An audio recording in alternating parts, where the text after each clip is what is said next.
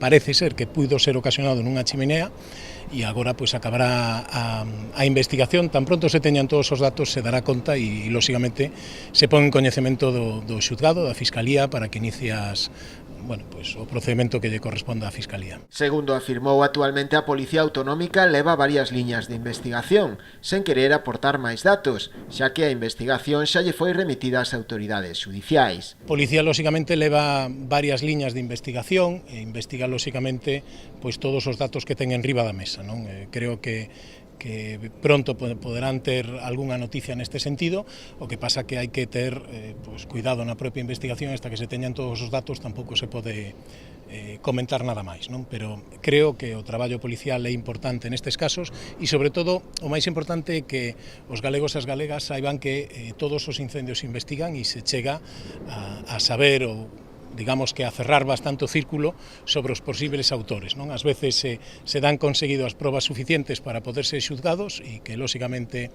paguen as consecuencias do que causaron, e outras veces as probas non son suficientes, pero, lóxicamente, se investiga todo e esperemos que neste caso tamén se cheguen a topar os responsables. Dende a Xunta apelase tamén á cidadanía a ter a máxima prudencia a hora de realizar determinado tipo de actividades que poidan supoñer risco algún para un posible incendio. Hoxe a situación do lume segue a ser a mesma destes últimos días. Medio rural aínda non o dá por extinguido, segue estabilizado.